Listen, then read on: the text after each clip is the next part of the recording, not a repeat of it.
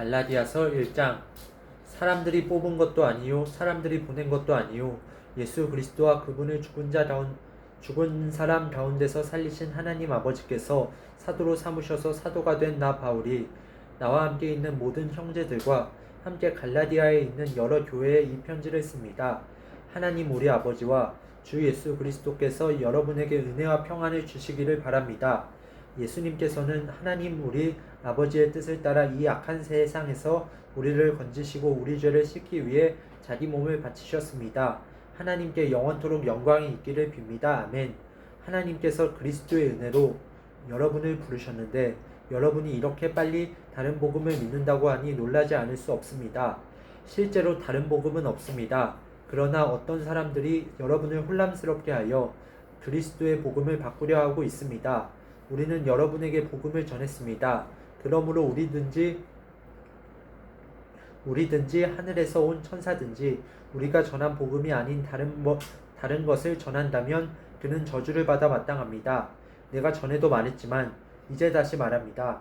여러분이 이미 받은 복음 외에 다른 것을 전하는 사람이 있다면 그는 저주를 받아야 합니다. 내가 사람의 마음에 들게 하려는 것처럼 보입니까? 그렇지 않습니다. 나는 오직 하나님의 마음을 기쁘시게 하려는 것 뿐입니다. 내가 사람을 기쁘게 하려고 한다면 나는 그리스도의 종이라고 할 수 없습니다. 형제들이여, 내가 여러분에게 전한 복음은 사람들에게서 나온 것이 아니라는 것을 알기 바랍니다. 그것은 내가 사람에게서 얻은 것도 아니고 사람에게서 배운 것도 아닙니다. 그것은 예수 그리스도께서 내게 보여주신 것입니다. 여러분은 내가 어떻게 살아왔는가를 들었을 것입니다. 나는 유대교에 속한 사람이었습니다. 나는 하나님의 교회를 몹시 박해했을 뿐 아니라 아예 없애버리려고까지 계획했습니다.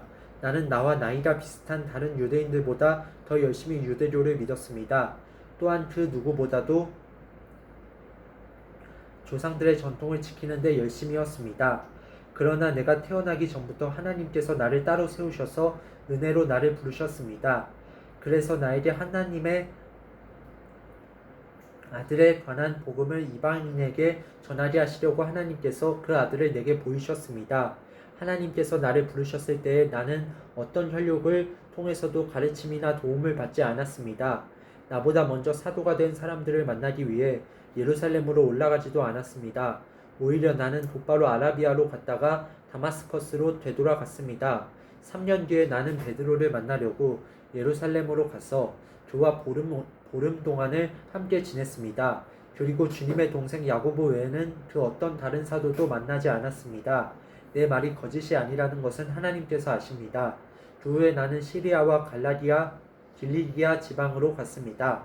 유대에 있는 그리스도의 교회들은 나를 한 번도 만나지 못했습니다. 다만 나에 대해서 한때 우리를 박해했던 이 사람이 지금은 박해하던 그 믿음을 전하고 있다는 말만 들었을 뿐입니다. 그래서 이 성도들은 나로 인해서 하나님께 찬양했습니다. 2장. 14년이 지나서 나는 다시 예루살렘으로 갔습니다. 이번에는 바나바와 디도를 데리고 갔습니다. 예루살렘으로 간 것은 하나님께서 그렇게 하라고 계시하셨기 때문입니다. 나는 거기에서 교회의 지도자들을 만났습니다. 그들과 따로 만나서 내가 이방인들에게 전하는 복음을 설명해 주었습니다. 그것은 내가 전에 한 일이나 지금 하고 있는 일이 헛되지 않기를 바랐기 때문입니다. 나와 함께 있던 디도는 비록 그리스 사람이지만 나는 그에게 억지로 할례를 베풀지 않았습니다. 우리 가운데 거짓 형제들이 몰래 들어왔기 때문에 우리는 이 문제에 대해서 이야기를 했습니다. 그들은 우리를 다시 율법의 종으로 만들고 그리스도 예수 안에서 우리가 누리는 자유를 엿보려고 정탐꾼처럼 끼어들었습니다. 그러나 우리는 그 거짓 형제들의 뜻을 조금도 따르지 않았습니다. 우리는 복음의 진리가 늘 여러분과 함께 있기를 바랐습니다. 저 귀하다고 하는 사람들도 내가 전하는 복음을 바꾸지 못했습니다. 그들이 귀한 사람이든 아니든 그것은 중요하지 않습니다. 하나님께서는 사람을 겉으로 판단하지 않으시기 때문입니다. 오히려 그 지도자들은 하나님께서 베드로를 통해 할례를 받은 유대인들에게 복음을 전하도록 하신 것처럼 내게도 할례를 받지 않은 이방인들에게 복음을 전하는 일을 맡기셨다는 것을 알게 되었습니다. 하나님께서는 베드로에게 유대인을 위해 사도로 일할 권리를 주셨고 내게는 이방인을 위해 사도로 일할 권리를 주셨습니다. 지도자로 인정받던 야고보와 베드로와 요한은 하나님께서 내게 주신 특별한 은혜를 깨닫고 바나바와 나를 인정했습니다. 그리고 그들은 바울과 바나바여 그대들은 이방인에게 가십시오. 우리는 유대인에게 가겠습니다. 라고 말했습니다. 그들은 우리에게 한 가지 곧 가난한 사람들을 기억해 달라고 부탁했는데 그것은 사실 내가 힘써 해오던 일입니다. 베드로가 안디옥에 왔을 때 그가 잘못한 일이 있어서 내가 그를 대면해서 나무랐습니다. 베드로가 안디옥에 와서 이방인들과 함께 먹고 있는데 야고보가 보낸 유대인들이 오자 먹는 것을 그만두고 그 자리에서 물러갔습니다. 그는 할례를 받은 유대인들을 두려워했던 것입니다. 이처럼 베드로는 거짓된 행동을 했고 다른 유대인 성도들도 거짓된 행동을 했습니다. 심지어 바나바조차 그들의 거짓된 행동에 유혹을 받았습니다. 나는 그들이 복음의 진리를 따르지 않는 것을 보고 모든 사람 앞에서 베드로를 향해 베드로여, 당신은 유대인이면서도 유대인처럼 살지 않고 이방인처럼 살면서 어찌하여 이방인들에게 유대인처럼 살라고 합니까? 하고 말했습니다. 우리는 이방인 곧 죄인이 아니라 유대인으로 태어났습니다. 하지만 우리는 율법을 따른다고 해서 의롭다함을 받는 것이 아니라 예수 그리스도를 믿음으로 의롭다함을 얻는 것을 압니다. 그래서 우리는 의롭다함을 얻으려고 그리스도 예수를 믿었습니다. 우리가 의롭다함을 얻는 것은 그리스도를 믿었기 때문이지 율법을 지켰기 때문이 아닙니다. 율법으로는 어느 누구도 의롭다함을 얻을 수 없습니다. 우리 유대인은 의롭다함을 얻으려고 그리스도께 나아왔습니다. 그리하여 우리가 죄인이라는 것이 밝히 드러났습니다. 그렇다고 해서 그리스도께서 우리를 죄인으로 만드시는 것입니까? 그럴 수 없습니다.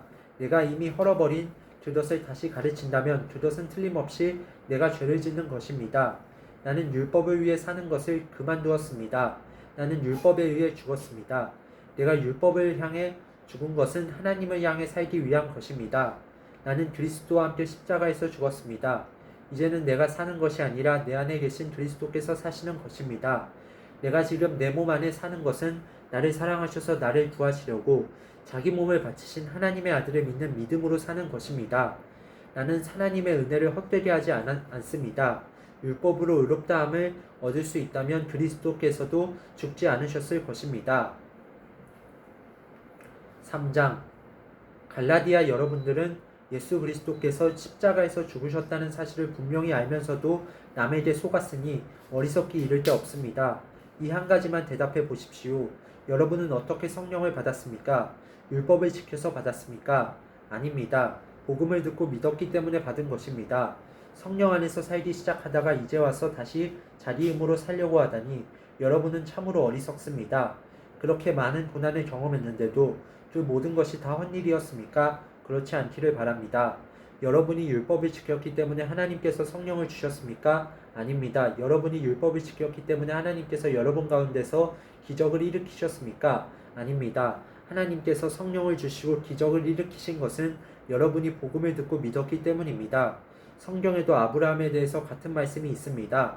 아브라함이 하나님을 믿으니 하나님께서 아브라함의 믿음을 받으시고 그를 의롭다고 여기셨다. 그러므로 여러분은 믿음으로 사는 사람이 참 아브라함의 자녀라는 것을 알아야 합니다. 또 성경은 장차 일어날 일, 곧 하나님께서 이방인을 믿음으로 의롭게 하여 줄 것을 미리 일러 주었습니다. 이 복음을 먼저 아브라함에게 전했는데 그것은 모든 민족이 너로 말미암아 복을 받을 것이다 라는 성경 말씀과 같은 것입니다. 아브라함이 이를 믿으니 그 믿음 때문에 복을 받았습니다. 누구든지 믿는 사람은 아브라함처럼 복을 받습니다. 그러나 율법을 의지하는 사람은 다 저주를 받습니다. 성경에도 이렇게 적혀 있습니다. 율법책에 적혀 있는 것을 다 지키지 않는 사람은 저주를 받는다. 율법을 통해서는 하나님으로부터 의롭다함을 얻지 못한다는 것이 분명합니다. 성경에 이렇게 적혀 있습니다. 의인은 믿음으로 말미암아 살 것이다. 율법은 믿음에서 생겨난 것이 아닙니다. 율법을 지키는 사람은 율법으로 인해 살 것이다 라는 말씀도 있습니다. 그리스도께서는 율법이 우리에게 씌운 저주를 가두어 가셨습니다. 그리스도께서 우리를 대신해서 저주를 받으셨습니다. 성경에도 이렇게 적혀 있습니다.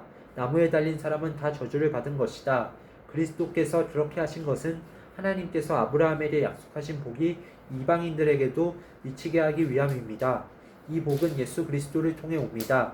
예수님은 우리로 하여금 하나님께서 약속하신 성령을 믿음으로 받게 하기 위해 죽으셨습니다. 형제들이여, 예를 들어서 말하겠습니다. 사람들 사이에서도 약속을 맺으면 아무도 그 약속을 무효로 하거나 어떤 것을 덧붙일 수 없습니다. 하나님은 아브라함과 그 자손에게 약속하셨습니다. 그런데 하나님은 여러 사람을 가리키는 말로 그 자손들이라 하시지 않고 오직 한 사람을 가리키는 말로 내 자손이라고 말씀하셨습니다. 그 한 사람이 바로 그리스도이십니다. 내 말의 뜻은 이렇습니다. 하나님께서 아브라함과 맺으신 언약을 그보다 430년 뒤에 나온 율법이 없앨 수 없다는 것입니다. 만약 우리가 받을 유업이 율법을 통해서 온다면 그것은 약속에서 나온 것이 아닙니다. 하지만 하나님께서는 약속하신 것에 따라 아브라함에게 복을 베풀어 주셨습니다. 그렇다면 율법은 무엇을 위해 있습니까? 율법을 사람에게 주신 것은 하나님께서 약속하신 아브라함의 특별한 자손이 오실 때까지 죄가 무엇인지를 밝히기 위해서입니다. 율법은 하나님께서 중개자의 손을 빌어 천사들을 시켜 만든 것입니다. 그러나 중보자는 한편에만 속해 있지 않습니다. 하지만 하나님은 한 분이십니다. 그렇다면 율법은 하나님의 약속과 반대되는 것입니까? 그럴 수 없습니다. 만약 사람에게 생명을 주는 율법이 있었다면 우리는 그 율법을 지킴으로써 의롭다함을 얻었을 것입니다. 성경은 온 세상이 죄에 갇혀 있다는 것을 보여주었습니다. 이는 믿음을 통한 약속을 주시기 위한 것으로 오직 예수 그리스도를 믿는 사람들만 받을 수 있습니다. 이 믿음이 오기 전에는 우리가 율법에 갇혀 있었습니다. 하나님께서 장차 올 믿음의 길을 보여주실 때까지 우리에게는 자유가 없었습니다. 그리스도께서 오시기 전까지는 율법이 우리의 선생이었습니다. 그러나 그리스도께서 오신 뒤에는 우리가 믿음으로 인해 의롭다함을 받을 수 있게 되었습니다. 이제 믿음의 길이 나타났으므로 우리는 다시는 우리가 율법에 갇혀 있을 수 없습니다. 여러분은 그리스도 예수를 믿는 믿음을 통해 하나님의 자녀가 되었습니다. 여러분은 모두 세례를 받아 그리스도와 연합하였으며 그리스도로 옷을 삼아 입었습니다. 그리스도 안에서는 유대인이나 그리스인이나 종이나 자유인이나 남자나 여자나 차별이 없습니다. 여러분은 그리스도 예수 안에서 모두 하나입니다. 여러분은 그리스도에게 속한 사람입니다. 그러므로 여러분은 아브라함의 자손입니다. 하나님께서 아브라함에게 하신 약속대로 여러분은 하나님께서 주시는 모든 복을 받습니다. 4장. 내가 또 이 말을 하려고 합니다. 아버지의 재산을 물려받을 사람이 아이라면 그가 모든 것의 주인이라 하더라도 종과 다를 것이 없습니다. 어른이 되기 전까지는 그를 돌봐줄 사람의 말을 따라야 합니다. 그러나 그 아버지가 정한 때가 이르면 자유인이 됩니다. 이와 마찬가지로 우리도 전에는 어린아이와 같았습니다. 우리는 이 세상의 헛된 가르침 아래에서 종노릇을 했습니다. 그러나 정한 때가 이르자 하나님께서 자기 아들을 보내셨습니다. 그 아들은 여자에게서 낳고 율법 아래에서 살았습니다. 그것은 율법 아래에 있는 사람들을 구원하셔서 그들을 자기 자녀로 삼으시기 위해서입니다. 여러분은 하나님의 자녀입니다. 그래서 하나님께서 그 아들의 영을 여러분 마음에 보내주셔서 여러분이 하나님을 아버지 사랑하는 아버지라 부를 수 있게 하셨습니다. 여러분은 이제 종이 아니라 하나님의 자녀입니다. 여러분이 하나님의 자녀가 되었으므로 하나님께서 여러분에게 유업을 주실 것입니다. 옛적에는 여러분이 하나님을 알지 못하여 사실 신이 아닌 것들에게 종노릇을 했습니다. 그러나 이제는 여러분이 참 하나님을 압니다. 뿐만 아니라 하나님께서 여러분을 아십니다. 그런데 어찌하여 전에 여러분이 따르던 약하고 헛된 가르침으로 다시 돌아가려 합니까? 어찌하여 그런 것들에게 종노릇하려 합니까? 여러분은 아직도 날과 달과 계절과 해를 섬기고 있습니다. 그러니 내가 여러분을 위해 애쓴 것이 헛된 일이 될까 봐 두렵습니다. 형제들이여, 내가 여러분과 같이 되었으므로 여러분도 나와 같이 되기를 바랍니다. 이제까지 여러분은 내게 잘해주었습니다. 여러분도 알다시피 내가 여러분에게 처음으로 복음을 전하게 된 것은 내 몸의 병 때문이었습니다.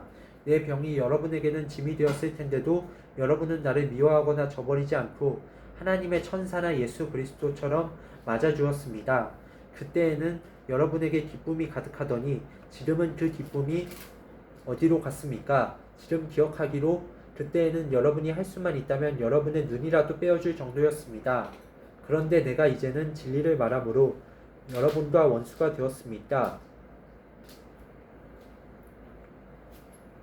그 사람들이 열심히 여러분을 설득하는 것은 여러분을 위해서가 아니라 우리를 배반하고 그들만을 따르도록 하려는 것입니다. 사람들이 좋은 뜻으로 여러분에게 관심을 보인다면 그것은 내가 여러분을 떠나 있을 때나 여러분과 함께 있을 때나 마찬가지로 좋은 일입니다. 내 자녀들이여, 여러분이 참으로 그리스도와 같이 되기까지 나는 여러분을 위해 다시 아기를 낳는 어머니의 고통을 느낍니다. 내가 지금이라도 여러분을 만나 내 말투를 바꾸었으면 좋겠습니다. 여러분 일에 대해 어떻게 해야 좋을지 모르겠습니다. 여러분 가운데는 모세의 율법 아래에 있으려는 사람이 있습니다. 말해보십시오. 여러분은 율법이 하는 말을 알지 못합니까? 성경은 아브라함에게 두 아들이 있었는데 한 아들의 어머니는 여종이었고 다른 아들의 어머니는 자유인이었다고 말합니다.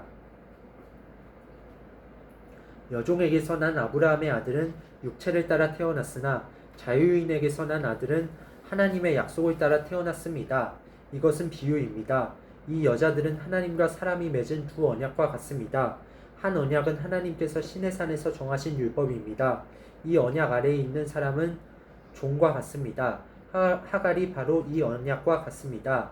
이 하갈은 아라비아에 있는 시내산과 같으며 지금 이 땅에 있는 예루살렘과 같습니다.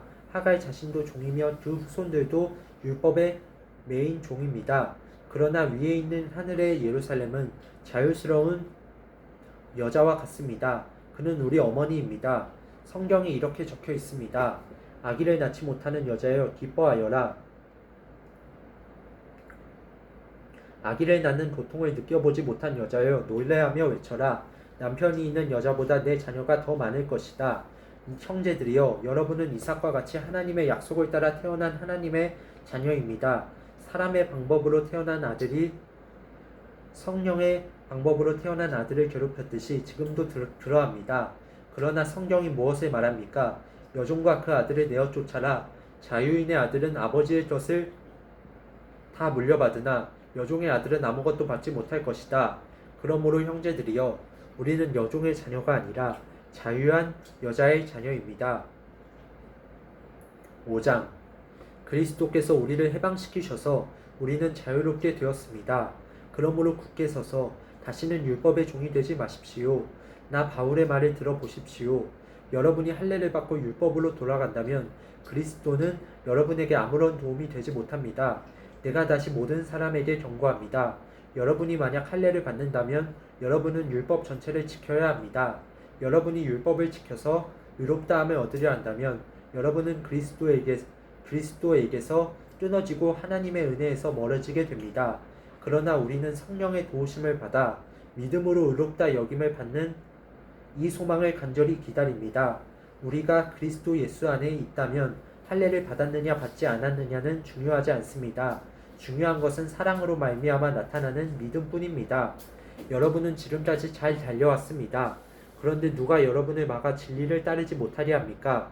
그런 유혹은 여러분을 부르신 분에게서 나오지 않았습니다. 조심하십시오. 적은 누룩이 반죽 모두를 부풀게 합니다. 그러나 나는 여러분이 그런 다른 생각들을 따르지 않을 줄로 믿습니다. 누구든지 여러분을 혼란하게 하는 사람은 심판을 받을 것입니다. 형제들이여, 나는 할례를 받아야 한다고 가르치지 않습니다. 내가 할례를 가르친다면 어째서 아직도 박해를 받겠습니까? 내가 지금까지 할례를 가르쳤다면 십자가를 전하는 어려움도 사라졌을 것입니다. 여러분을 어지럽히는 사람들은 차라리 스스로 고자가 되어 버리는 것이 좋겠습니다. 형제들이여, 하나님께서 여러분을 부르셔서 자유인이 되게 하셨습니다. 그러나 그 자유를 육체의 욕망을 채우는 기회로 삼지 말고 사랑으로 서로 섬기십시오. 모든 율법은 내 이웃을 내 몸과 같이 사랑하여라 하신 한 계명 속에 다 들어 있습니다. 여러분이 서로의 치고 헐뜯는다면 양쪽 다 멸망할 테니 조심하십시오. 그러므로 내가 말합니다. 성령을 따라 사십시오. 그러면 육체의 욕망을 따라 살지 않게 될 것입니다. 육체의 욕망은 성령을 거스르고 성령이 바라시는 것은 육체의 욕망을 거스릅니다. 이 둘은 서로 반대되는 것이므로 여러분의 욕망대로 살 수 없게 합니다. 성령께서 이끄시는 대로 살면 여러분은 율법 아래에 있지 않게 됩니다. 육체가 하는 일은 분명합니다. 곧 음행과 더러움과 음란과 우상섬기기와 마술과 미움과 다툼과 질투와 화내기와 이기심과 편다르기와 분열과 시기와 술 취하기와 흥청거리는 잔치와도 같은 것들입니다. 흥청거리는 잔치와 같은 것들입니다. 전에도 경고했지만 이제 다시 경고합니다. 이런 일을 하는 사람은 하나님의 나라에 들어가지 못합니다. 그러나 성령의 열매는 사랑과 기쁨과 평화와 오래 참음과 자비와 착함과 성실과 온유와 절제입니다. 이런 것들을 금지할 율법이 없습니다. 그리스도 예수께 속한 사람은 자기 육체를 정욕과 욕망과 함께 십자가에 못 박았습니다. 우리가 성령으로 새 생명을 얻었으므로 성령을 따라 살아야 합니다. 그리고 교만하지 말고 서로 다투거나 시기하지 말아야 합니다. 6장 형제들이여 여러분 가운데서 누구든지 죄 지은 사람이 있거든 신령함을 지닌 여러분이 온유한 마음으로 그를 바로잡아야 합니다. 그러나 여러분도 유혹에 빠지지 않도록 조심하십시오. 여러분은 서로 다른 사람의 짐을 들어주십시오. 그것이 그리스도의 법을 이루는 길입니다. 아무것도 아닌 사람이 무엇이나 된 것처럼 행동한다면 그것은 자신을 속이는 일입니다. 자기를 다른 사람과 비교하지 마십시오. 사람은 저마다 자기 일을 살펴야 합니다. 그러면 자랑할 일이 자기에게만 있을 것입니다. 사람은 저마다 자기 일에 책임을 져야 합니다. 하나님의 가르침을 배우는 사람은 가르치는 사람과 모든 좋은 것을 나누어야 합니다. 스스로 속이지 마십시오. 하나님을 속일 수는 없습니다. 사람은 자기가 심은 대로 거둘 것입니다. 자기 육체의 욕망대로 심는 사람은 육체로부터 썩을 것을 거둘 것이며 성령의 뜻을 따라 심는 사람은 성령으로부터 영원한 생명을 거둘 것입니다. 선한 일을 하다가 낙심하지 말아야 합니다. 때가 이르면 영원한 생명을 거둘 것이므로 포기하지 말아야 합니다. 기회가 닿는 대로 모든 사람에게 선한 일을 해야 합니다. 특히 믿음의 가정에 그렇게 해야 합니다. 내 손으로 이렇게 여러분에게 큰 결자로 씁니다.